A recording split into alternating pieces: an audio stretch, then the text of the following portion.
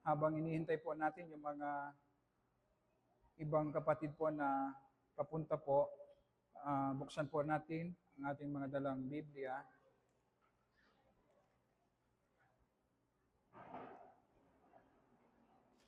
Sa John chapter 11,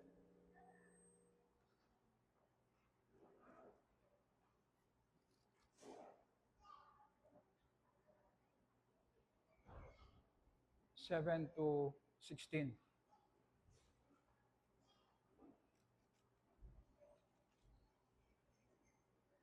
John chapter 11, verses 7 to 16.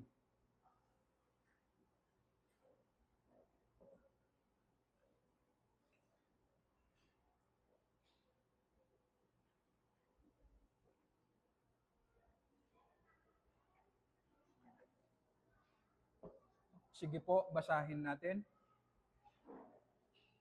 Sa John chapter 11, magmula verse 7, basahin po natin. Verse 7, pagkatapos nito ay sinabi niya sa mga alagad, pumunta tayong muli sa Judea. Sinabi sa kanya ng mga alagad, Rabay, ngayoy pinagsisikapan kang batuhin ng mga Hudyo at muli kang pupunta roon? Sumagot si Jesus, hindi ba ang maghapon ay may 12 oras? Ang lumalakad samantalang araw ay hindi natitisod sapagkat nakikita niya ang ilaw ng sanlibutang ito. Verse 10, ngunit ang taong lumalakad samantalang gabi ay natitisod sapagkat wala sa kanya ang ilaw. Pagkatapos nito'y sinabi niya sa kanila, si Lazaro na ating kaibigan ay natutulog. Ngunit ako'y papunta roon upang gisingin siya. Sinabi ng mga alagad sa kanya, Panginoon, kung siya'y natutulog, siya'y gagaling. Subalit ang sinabi ni Jesus ay tungkol sa pagkamatay ni Lazaro.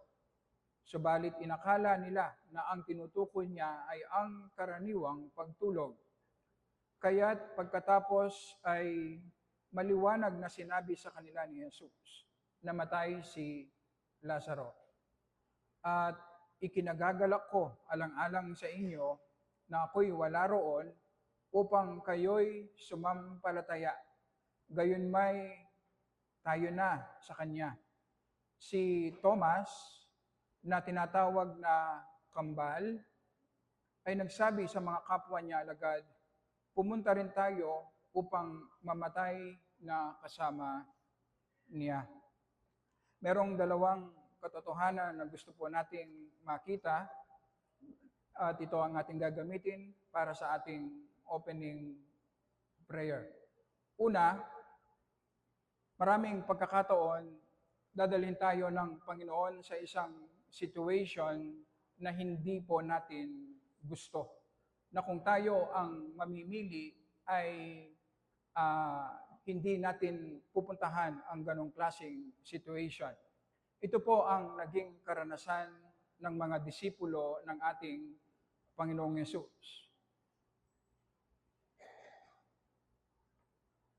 Si Lazaro na 4 na araw ng patay, gustong puntahan ng Panginoong Yesus upang ipakita na meron siyang kapangyarihan over death. At sa kaisipan po ng mga disipulo, makikita po natin sa kanilang argumento, bago pa kasi ang tagpong ito ay gusto nang patayin ng mga Hudyo ang ating Panginoong Yesus. Pinagbabato na siya. Ngayon, iniisip ng mga disipulo sa verse 8, kung babalik tayo doon, ay papatayin ka sigurado ng mga Hudyo. Yan ang sinasabi ng mga alagad ng ating Panginoong Yesus. Ayaw nilang puntahan si Lazarus dahil sa takot nila sa mga Hudyo. At makikita natin na ito ang malinaw na direksyon at kalooban ng Panginoon dahil ito ang kalooban at ginawa ng ating Panginoong Yesus. So, ganun din po sa atin na mananampalataya, maraming pagkakataon sa ating mga buhay na ilalagay tayo ng Panginoon sa isang situation na ayaw po natin. Sa isang ministry na kung meron tayong choice, ay hindi natin pipiliin. Pero sa wisdom ng Panginoon, makikita natin, base sa ating pinag-aaralan, ang reason ng Panginoon, kaya niya dinadala ang kanyang mga disipulo sa isang situation na delikado at ayaw nila, ay para ipakita ng Panginoong Yesus ang kanyang kapangyarihan. Si J.C. Ryle ang nagsabi, ang reason kung bakit ginagawa ito ng Panginoon ay para i-grow ang mga graces sa atin. Mag-grow tayo spiritually at i-restrain ang ating mga kasalanan, especially ang tinatawag nating besetting sin. Ang mga kasalanan na napakadali para sa atin na mahulog. Makikita natin ang wisdom ng Panginoon dahil alam natin ang buong picture ng kwento. Dahil pumunta sila sa Judea, nakita ng mga disipulo ang kapangyarihan ng Panginoong Yesus. Na ang Panginoong Yesus ay hindi lamang siya nagpapagaling ng may sakit, kundi meron din siyang power na buhayin ang isang taong namatay na. At ito pa ang isang katotohanan na kanilang nakita at naranasan. Ang sabi ng Panginoong Yesus sa verses 9 and 10, nung sinagot niya ang kanyang mga disipulo, hindi ba ang maghapon ay may 12 oras? Ang lumalakad samantalang araw ay hindi natitisod, sapagkat nakikita niya ang ilaw ng sanlibutan. Ngunit ang taong lumalakad samantalang gabi ay natitisod, sapagkat wala sa kanya ang ilaw. Ibinibigay ng Panginoong Yesus ang isang prinsipyo. Tayong mga tao, nagtatrabaho tayo tuwing umaga. At kapag gabi ay nag-i-stop tayo. Tayo pong mga Kristiyano, binigyan tayo ng panahon ng Panginoon sa mundong ito upang paglingkuran natin siya. At darating yung time na kukunin niya tayo, yun ang gabi, na mamamatay na tayo dahil tapos na ang ipinapagawa ng Panginoon sa atin. Ang sinasabi ng Panginoon na isang lesson sa kanyang mga disipulo, hanggat hindi pa dumarating ang araw na kukunin kayo ng Panginoon, gaano man kadelikado ang ministry, ang paglilingkod na nagagawin nyo para sa Ama, ay hindi kayo masasaktan, hindi kayo mamamatay.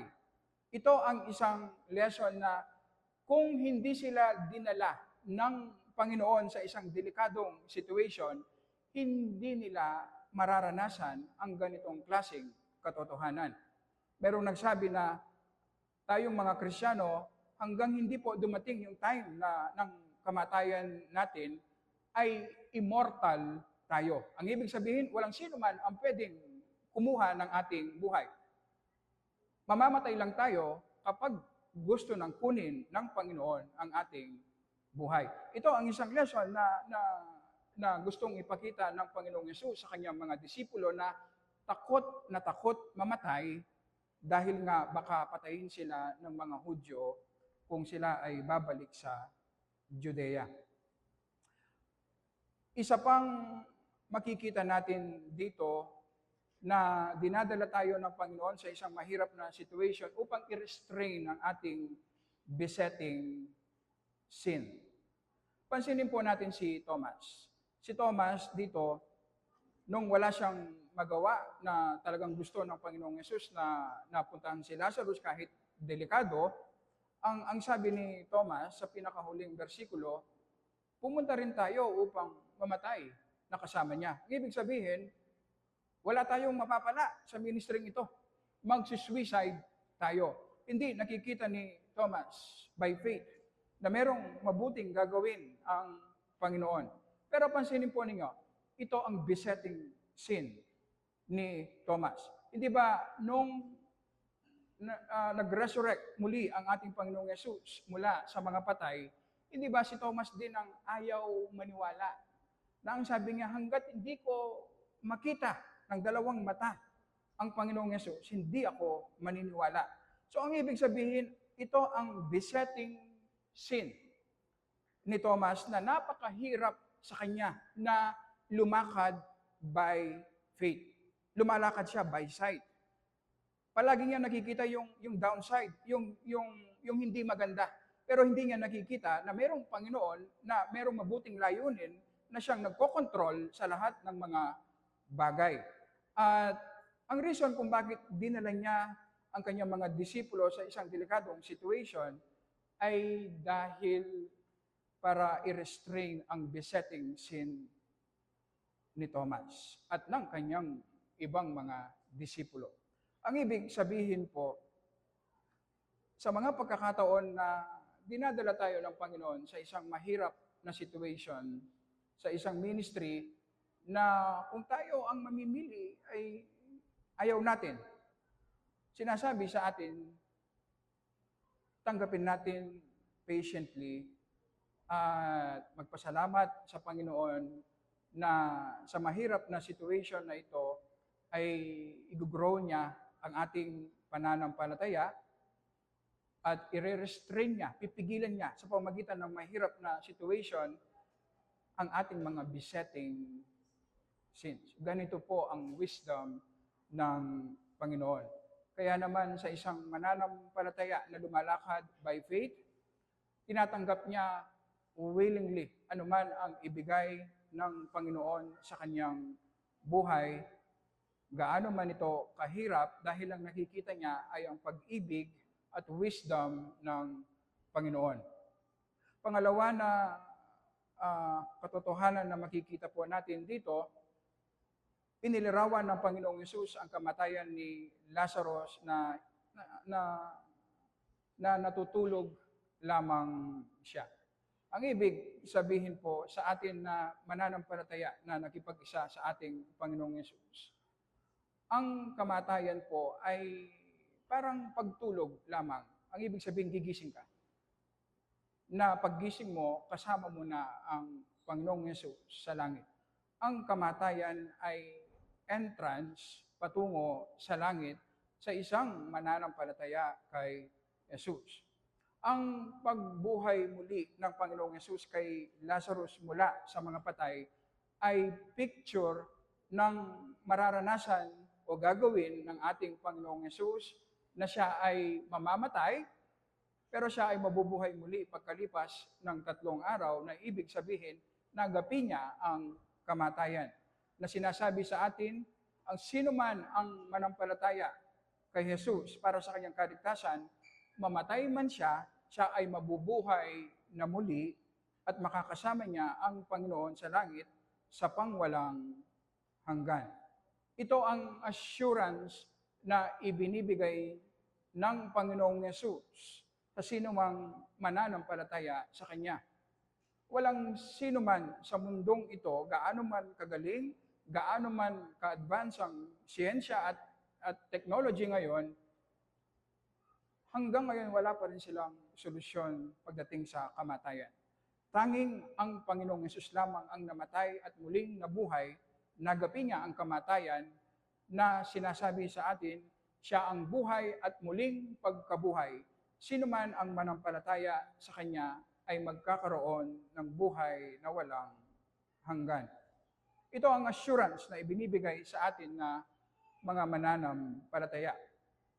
At hindi lamang ito assurance na mararanasan natin sa glory. Kahit ngayon, ang blessing nito ay pwede na nating maranasan. Kung pag-aaralan po natin ng malalim, ang worst na pwedeng maranasan natin sa mundong ito ay ang mamatay.